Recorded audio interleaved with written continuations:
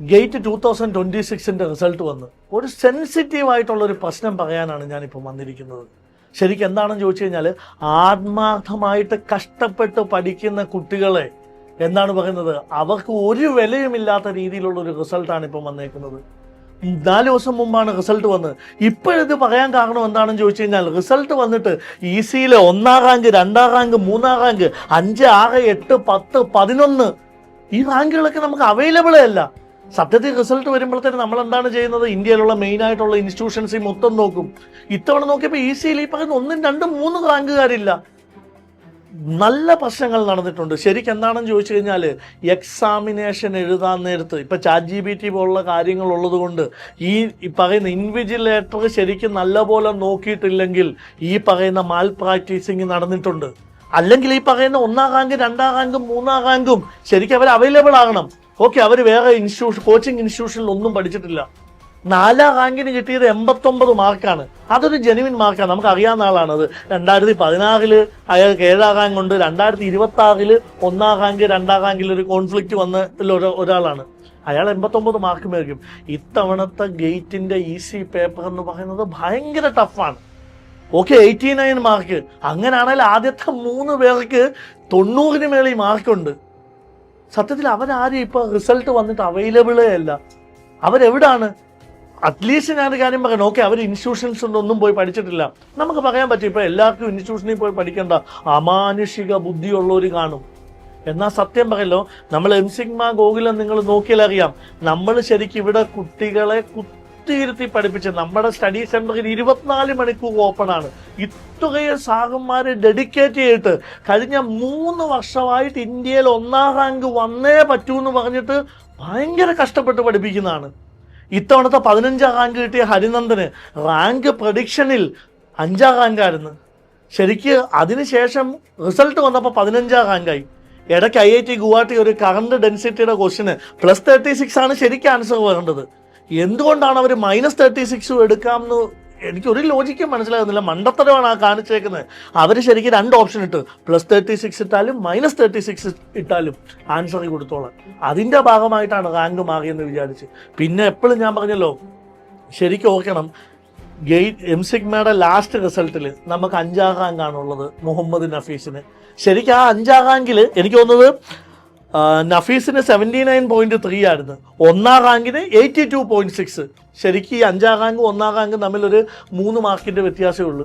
Okay, നമ്മൾ accept ചെയ്തു. നമ്മൾ പറഞ്ഞല്ലോ, ഇന്ത്യയിൽ ആദ്യത്തെ ടോപ്പ് റാങ്ക് വരണമെന്ന് പറഞ്ഞിട്ട് ഇവിടെ ഭയങ്കര കഷ്ടം. ഇതെന്തുകൊണ്ടാണ് ഇത്ര ഇമോഷണലി പറയുന്നറിയാവോ? ഒരുപാട് ഈ കുട്ടികളെ ഇരുത്തി, സാറുമാരിരുത്തി കഷ്ടപ്പെട്ട് അവർക്ക് ചെയ്യേണ്ട എല്ലാം ചെയ്ത്, നിങ്ങൾക്ക് എല്ലാവർക്കും അറിയാം, റിസൾട്ട് വരുമ്പോൾ എപ്പോഴും ഈ IIT NITs ആയിരിക്കും ഏതാണ് 1ാം റാങ്ക് വരുന്നത്. നമ്മൾ കേരളത്തിലൊരു ഇൻസ്റ്റിറ്റ്യൂഷനാണ്.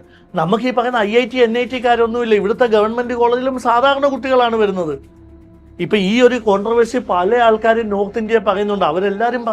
അവർ പറയുന്നതിലൊരു കാര്യമുണ്ട്, ഈ 1, 2, 3 ഏതെങ്കിലും ഗവൺമെൻറ് കോളേജ് കുട്ടികളാണെങ്കിൽ അവർ പുറത്തിറങ്ങി എങ്ങനെ കിട്ടിയെന്ന് പറയണമെന്ന് അവരും പറയുന്നുണ്ട്. പക്ഷെ അങ്ങനെ ചെറുതാക്കരുത് ഗവൺമെൻറ് കോളേജിലെ കുട്ടികളെ. കേരളത്തിലെ ഗവൺമെൻറ് കോളേജിലെ കുട്ടികളിൽ നിന്നാണ് നമ്മൾ ഈ റാങ്ക് ഉണ്ടാക്കുന്നത്. നമ്മൾ 1ാം റാങ്കിൽ വരിക തന്നെ ചെയ്യും. ഇത്ര ഇമോഷണലായിട്ട് പറയാൻ കാരണം, ഇത്രയും കഷ്ടപ്പെട്ട് പഠിക്കുന്ന നമ്മൾ ടീച്ചേഴ്സ് ആണെങ്കിലും ശരി, സ്റ്റുഡൻസ് ആണെങ്കിലും ശരി, എല്ലാവരും ഒരു ഡെസ്പാണ്. ആത്മാർത്ഥമായിട്ട് പഠിക്കുന്നവർക്ക് എന്താണ് വിലയില്ലേ? ശരിക്കും നിങ്ങൾ മനസ്സിലാക്കണം. ഓക്കെ, ഒരു അമാനുഷികനായിട്ടുണ്ടോ EC-യിൽ ഒരുത്തൻ 90 മേറി 3 പേര് മാർക്ക് മേടിച്ച്, ആ 3 പേരും പുറത്ത് വരണം. എൻ്റെ റിക്വസ്റ്റാണ്, നിങ്ങൾ കേൾക്കുന്ന എല്ലാവരും. ഞാൻ പറഞ്ഞില്ലേ, ഇത് ശരിക്കെന്ന് വെച്ച് കഴിഞ്ഞാൽ നിങ്ങളെല്ലാവരും IIT ഗുവാഹട്ടിക്ക് എന്താണ് പറയുന്നത്, മെയിൽ അയക്കണം. അവരാരൊക്കെയാണെന്ന് അറിയണം, അവരേത് കോളേജിൽ പഠിച്ചാണെന്ന് അറിയണം. അത്യാവശ്യം IIT-കളിലൊക്കെ അന്വേഷിച്ച് നോക്കിയപ്പോഴത്തേന് ഇവരാരും IITs-ഒന്നും അല്ലെന്നാണ് ഇപ്പോൾ അറിയാൻ പറ്റിയത്. അപ്പം സാധാരണ കോളേജിൽ റിസൾട്ട് ഇല്ലയെന്ന് ഞാൻ പറയുന്നില്ല.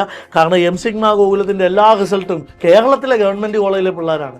ഓക്കെ, വേറൊരു സ്റ്റേറ്റിലെ ഗവൺമെൻറ് കോളേജിലെ കുട്ടിയാണേലും അവർ വെളിയിൽ വരണം. എന്ത് പറയണം, എങ്ങനെയാണ് ഈ ക്വസ്റ്റ്യൻ ചെയ്തത്? അല്ലെ അറ്റ്ലീസ്റ്റ് ഞാൻ പറഞ്ഞില്ല, ഈ കറണ്ട് ഡെൻസിറ്റിയുടെ ക്വസ്റ്റ്യൻ ഉണ്ടല്ലോ, അവന് -ആണോ കിട്ടിയത്, +ആണോ കിട്ടിയത്, എങ്ങനെയാണ് കിട്ടിയത്? ക്വസ്റ്റ്യൻ പേപ്പർ ഞാൻ പറഞ്ഞില്ല, ഇത്രയും വർഷങ്ങളായിട്ട് കാണുന്നതാണ്. ഈ ഗേറ്റ് ക്വസ്റ്റ്യൻ എന്ന് വെച്ച് കഴിഞ്ഞാൽ അത്യാവശ്യം നല്ല ടഫാണ്. അതിലൊരു കോച്ചിങ് പോലും കിട്ടാതെ സത്യം പറയില്ല, കോച്ചിങ്ങിൻ്റെ കാര്യം വളരെ അനിവാര്യമെന്ന് പറയാൻ കാരണം ആദ്യത്തെ 100 റാങ്കിൽ എത്തണേൽ ഇവിടെയുള്ള ആൾക്കാർ 1-2 വർഷം ഒരു സമയം പോലും കളയാതാണ് പഠിച്ചിട്ടുള്ളത്. അങ്ങനെ ഒരു കോച്ചിങ് ഇൻസ്റ്റിറ്റ്യൂഷനിലും പോകാതെ സെൽഫായിട്ട് അവൻ ആ റാങ്ക് കിട്ടിയിട്ടുണ്ടെങ്കിൽ അവൻ വന്ന് പറയണം. സത്യം പറയാമല്ലോ, ഞങ്ങളുടെ സാഹന്മാരെല്ലാം ഇപ്പോൾ ഒരു ഡെസ്പിലാണ്. അവൻ ആ മാർക്ക് കിട്ടിയ സ്ട്രാറ്റജി ഒന്ന് പറയണം, ഞങ്ങൾക്ക് ഗുണമാവും. കഴിഞ്ഞ 3 വർഷമായിട്ട് ഇന്ത്യയിൽ 1ാം റാങ്ക് കിട്ടിയേ പറ്റൂ എന്ന് പറഞ്ഞിട്ട് കുട്ടികളെ കുത്തിയിരുത്തി പഠിപ്പിക്കുന്ന ഇൻസ്റ്റിറ്റ്യൂഷനാണ് നമ്മൾ. ഞങ്ങൾക്കറിയണം, ഞങ്ങൾക്കറിയാത്ത ഒരു കാര്യം ഒന്നുമല്ലെങ്കിൽ നമുക്കൊരു പുതിയ അറിവാകുമല്ലോ, ഇങ്ങനെയാണ് ഗേറ്റ് പഠിക്കേണ്ടത്. അവർ വന്ന് പറയണം.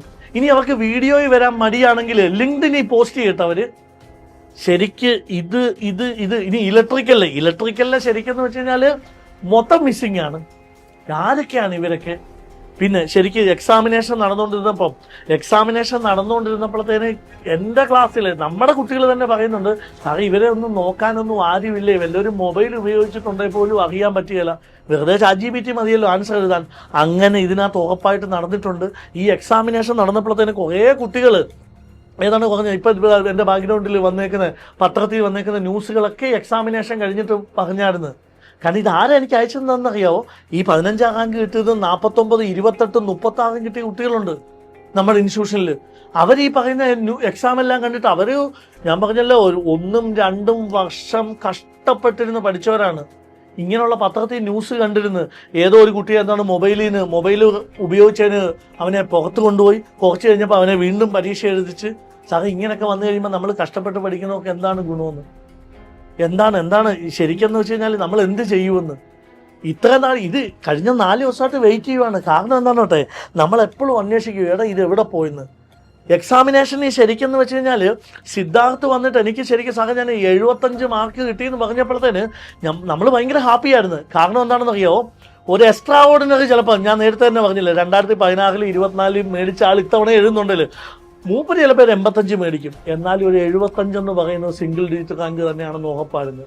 അത് ഇപ്പോഴാണ് എല്ലാവരെയും അത്ഭുതപ്പെടുത്തിയിട്ട് 90 മാർക്കിന് മേളിൽ 1ാം റാങ്ക്, 2ാം റാങ്ക്, 3ാം റാങ്ക്.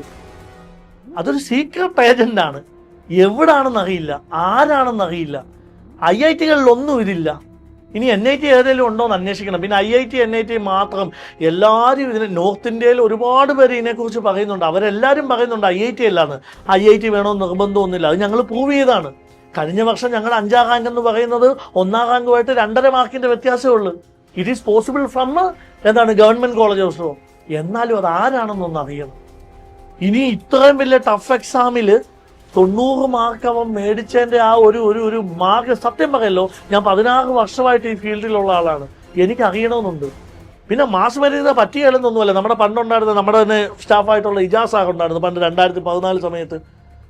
IS-ന് 800-ന് മേളിൽ ആർക്കും കിട്ടിയിട്ടില്ല. അങ്ങനെ ഒരു ചരിത്രം പുള്ളി ഉണ്ടാക്കിയിട്ടുണ്ട്. അപ്പോൾ എക്സ്ട്രാ ഓർഡിനറി പീപ്പിൾ അല്ലെ റിസൾട്ട് ഉണ്ടാകാം, പക്ഷെ സത്യമായിട്ട് അത് അറിയാൻ ആഗ്രഹിക്കുന്നുണ്ട് കേട്ടോ, എങ്ങനെയാണ് ഈ റിസൾട്ട് വന്നെന്ന്. ശരിക്കും ഞാനിപ്പോൾ സംസാരിച്ചോണ്ടിരിക്കുന്നത് ടോപ്പ് റാങ്കിൻ്റെ ആൾക്കാരെ കുറിച്ചാണ്.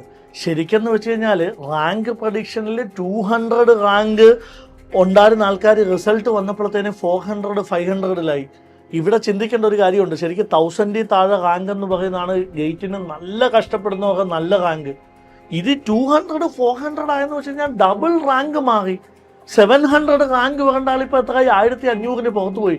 അപ്പോൾ പകുതിയോളം ആൾക്കാർ ഇതിനകത്ത് കയറിയിട്ടുണ്ട് റാങ്ക് പ്രഡിക്ഷനിൽ. വർഷങ്ങളായിട്ട് ഗേറ്റിൽ ഒരു കാര്യം പറയാം, നല്ല എഴുതുന്ന എന്താണ് പറയുന്നത്, ഒരു 10,000 ആൾക്കാർ, 15,000 ആൾക്കാർ എല്ലാവരും ആ റാങ്ക് പ്രഡിക്ഷനിൽ കയറിയിട്ട് നോക്കും. ശരിക്കും പറഞ്ഞു കഴിഞ്ഞാൽ 20,000 ആൾക്കാരാണ് ഇത്തവണത്തെ റാങ്ക് പ്രഡിക്ഷനിൽ നോക്കിയേക്കുന്നത്. അതായത് നല്ലപോലെ എക്സാമിനേഷൻ കഴിഞ്ഞ് ആത്മാർത്ഥമായിട്ട് പഠിച്ചവരെല്ലാം ഇത് നോക്കലുണ്ട്. ഇത്തവണ ഞാൻ പറഞ്ഞില്ലേ, നമ്മൾ 400, 500 എക്സ്പെക്ട് ചെയ്ത ആൾക്കാർക്ക് 1000 ഇപ്പോൾ റാങ്ക് വന്നേക്കുന്നത്. അപ്പോൾ ഇതിനകത്ത് ഈ 500 പേര് ലോകത്തിലറിയാത്ത ഈ പറഞ്ഞ സീക്രട്ട് ഏജൻസ് എവിടുന്ന് കയറി? സത്യം പറയാലോ, എക്സാമിനേഷൻ നടന്ന IIT ഗുവാഹത്തി ആത്മാർത്ഥമായിട്ട് ഇതിനു വേണ്ടിയിട്ട് എന്തെങ്കിലും ചെയ്യേണ്ടതാണ്. നിങ്ങൾ മെയിലുകൾ അയക്കുക. ഞാൻ പറഞ്ഞല്ലോ, നമ്മുടെ ഇൻസ്റ്റിറ്റ്യൂഷനിലെ ടോപ്പ് റാങ്ക് മാത്രമല്ല, കേരളത്തിൽ ഒരുപാട് കുട്ടികളുണ്ടെന്നറിയാം. നിങ്ങൾ 2000, 3000 റാങ്ക് ഉള്ളവർ. ആക്ച്വലി നിങ്ങൾ അവിടെ അല്ല എത്തേണ്ടത്. 50% ആൾക്കാർ എങ്ങനെയോ വന്നിട്ടുണ്ട്. ആരെന്നറിയില്ല, എവിടുന്നെന്നറിയില്ല. ഇനി ഒരു കാര്യം പറയാം, ഇവരാര് ശരിക്കെന്ന് വെച്ചാൽ ഈ 1ാം റാങ്ക് കിട്ടിയ ആളെ നിങ്ങൾ നോക്കിക്കോണം. ഇവരാരും എനിക്ക് IIT-ൽ MTech ചെയ്യാൻ പോകുമെന്ന് എനിക്ക് തോന്നുന്നില്ല. കാരണം എന്താണെന്ന് ചോദിച്ചു കഴിഞ്ഞാൽ അവരേതെങ്കിലും PSUസിനെ നോക്കത്തുള്ളൂ. കാരണം അവിടെ IIT ചെന്ന് കഴിഞ്ഞാൽ ഇതുപോലത്തെ മറ്റേ എന്താണ് പറഞ്ഞത്, ഞാൻ ഇതിന് തെളിവൊന്നുമില്ല, എന്നാലും ഇങ്ങനൊരു ChatGPTയോ എന്തെങ്കിലും മാൽ പ്രാക്ടീസ് ചെയ്തിട്ടാണ് അവര് ഈ 1ാം റാങ്ക് എത്തിയിട്ടുള്ളെങ്കിൽ അവർക്ക് IITയിൽ നിന്ന് പോകാൻ പറ്റുകയില്ല. പക്ഷെ PSUസിന് അവർ പോവും. നിങ്ങൾ നോക്കിയോ, ഈ മിസ്സായിട്ടുള്ള എത്രയാണ് ഇലക്ട്രിക്കലിലൊക്കെ 100-നകത്തുള്ള ആൾക്കാരെവിടെ, എത്ര ആൾക്കാരാണ് അവരൊക്കെ. ശരിക്കും വെച്ചാൽ എല്ലാവരും PSUസിലായിരിക്കും പോകുന്നത്. ഈ PSUസിന് മറ്റേ ഇൻ്റർവ്യൂ കിട്ടാൻ വലിയ പാടൊന്നുമില്ല. ഒരു അരമണിക്കൂർ പഠിച്ചു കഴിഞ്ഞാലും ഈ അരമണിക്കൂർ പഠിച്ചാന്ന് വെച്ചാൽ ഇവരാരും മറ്റേ ഒന്നും അറിയാത്തവരെന്നല്ല ഞാൻ പറഞ്ഞത്, അത്യാവശ്യം എൻജിനീയറിങ് അറിയാവുന്നവരായിരിക്കാം ഈ പറയുന്ന മോശം രീതിയിൽ എക്സാമിനേഷൻ അറ്റൻഡ് ചെയ്തിട്ടുള്ളവർക്ക്. അവർക്ക് ശരിക്കും വെച്ച് കഴിഞ്ഞാൽ ഒരു ദിവസം ഇൻ്റർവ്യൂവിന് വേണ്ടി പ്രിപ്പയർ ചെയ്താൽ PSU കിട്ടും. നിങ്ങൾ നോക്കിയാണ് ഇവരെല്ലാവരും ഈ 1ാം റാങ്ക് 2ാം റാങ്കും എല്ലാം IITയിൽ മാസ്റ്റർ ഡിഗ്രി ചെയ്യാനായിരിക്കുകയല്ല പോകുന്നത്, അവരെല്ലാവരും PSUസിനായിരിക്കും പോകുന്നത്. അപ്പോൾ ആത്മാർത്ഥമായിട്ട് പഠിക്കുന്നവർക്കും അല്ലെ ആത്മാർത്ഥമായിട്ട് പഠിപ്പിക്കുന്ന കുട്ടികൾക്ക് എത്ര കഷ്ടപ്പെട്ടെന്നറിയാവോ. ശരിക്കെന്ന് വെച്ച് കഴിഞ്ഞാൽ ഒരു തവണ നമ്മുടെ ഇൻസ്റ്റിറ്റ്യൂഷൻ 5ാം റാങ്ക് കൊണ്ട് നമ്മുടെ ഇൻസ്റ്റിറ്റ്യൂഷൻ എന്തുകൊണ്ടാണ് പറയുന്നത്, നോർത്തിൽ എല്ലാവരും IIT NIT-കാരെയും കൊണ്ട് എഴുതുമ്പം നമ്മളിവിടുത്തെ സാധാ കോളേജിലാണ്. ഇപ്പോൾ ഈ കോൺട്രവേഴ്സിയിൽ എല്ലാവരും പറയുന്നത് എന്താണെന്ന് ചോദിച്ചു കഴിഞ്ഞാൽ സാധാരണ കോളേജിൽ ആൾക്ക് എങ്ങനെ റാങ്ക് കിട്ടുമെന്നാണ്. സാധാരണ കോളേജിലുള്ള ആൾക്കാർക്ക് റാങ്ക് കിട്ടും. കഴിഞ്ഞ 2 തവണ 5ാം റാങ്ക് കിട്ടി. ഇത്തവണ നമ്മൾ ടോപ്പിൽ എത്തണമെന്ന് പറഞ്ഞ് അത്രയും കഷ്ടപ്പെട്ടിട്ടാണ് പിള്ളേരെ പഠിപ്പിച്ചത്. അവരെ മൊത്തം എന്താണ് പറയുന്നത്, ഏതാണ് പറയുന്നത്, ശരിക്കെന്ന് വെച്ച് കഴിഞ്ഞാൽ ഈ പറയുന്ന ഗോസ്റ്റുകൾ ഇല്ലെങ്കിൽ നമ്മുടെ റാങ്ക് ഒരു 4ാം റാങ്ക് വരണ്ടാണ്. ഹരിനന്ദനിക്ക് ഇന്ത്യയിൽ 4ാം റാങ്ക് വരണ്ടാണ്. പോട്ടെ, 4ാം റാങ്ക് നമ്മൾ അക്സെപ്റ്റ് ചെയ്യും. കാരണം മറ്റേ വന്ന 3 റാങ്കുകാരുണ്ടല്ലോ അവർ ജെന്യുവിനാണ്, മാർക്ക് കാണുമ്പോൾ അറിയാം, അല്ലെ ആൾക്കാരെ നമുക്ക് അറിയാം. പക്ഷേ ഇതിൻ്റെ ഇടയിലുള്ള 1, 2, 3, 5, 6, 8, 10, 11 സിംഗിൾ ഡിജിറ്റിലുള്ള ഇത്രയും പേര് ഗോസ്റ്റുകളാണ്, ആരാണെന്ന് അറിയില്ല. ദയവ് ചെയ്ത് ഞങ്ങൾക്ക് എല്ലാവർക്കും ഈ പ്രശ്നമുണ്ട്. നിങ്ങൾ ആത്മാർത്ഥമായിട്ട് ഈ റാങ്കുകാർ എക്സാം എഴുതിയതാണെങ്കിൽ നിങ്ങളെല്ലാവരും ഒരു ലിങ്ക്ഡിൻ പോസ്റ്റേലും ചെയ്യണം, ഒരു കമൻറ്റേലും ചെയ്യണം. ഞാൻ ഇന്ന കോളേജിൽ പഠിച്ച ആളാണ്, ഞാൻ ഇത്ര വർഷം ഗേറ്റ് കോച്ചിങ് പ്രിപ്പയർ ചെയ്തു, അല്ലെങ്കിൽ ഞാൻ അറ്റ്ലീസ്റ്റ് നമുക്കൊന്ന് അറിയാൻ ആഗ്രഹമുണ്ട് നിങ്ങൾ എന്താണ് മറ്റേ എക്സാമിനേഷൻ എങ്ങനെ എഴുതിയെന്ന്. അപ്പോൾ ഉറപ്പായിട്ടൊരു കാര്യം ചെയ്യണം. നിങ്ങൾ ശരിക്ക് ഇപ്പം നമ്മുടെ ഇൻസ്റ്റിറ്റ്യൂഷനിൽ ഞാൻ ടോപ്പ് റാങ്കിനെ കുറിച്ചാണ് പറഞ്ഞത്, പക്ഷെ നിങ്ങൾ ഒരുപാട് സ്റ്റുഡൻസ് ഉണ്ട്. നിങ്ങൾ ശരിക്കെന്ന് വെച്ച് കഴിഞ്ഞാൽ 300 നിങ്ങളുടെ PSU ജോബാണ് ഇല്ലാതാകുന്നത്. ഡബിൾ ആണ് റാങ്ക് മാറിയേക്കുന്നത്. 200 എക്സ്പെക്ട് ചെയ്ത ആൾക്ക് 400-ന് മേളാണ് റാങ്ക് വരുന്നത്. അപ്പം മേളിലോട്ട് പോകുമ്പോൾ എന്തുമാത്രം കടന്നുകയറ്റം ഉണ്ടായിരിക്കും.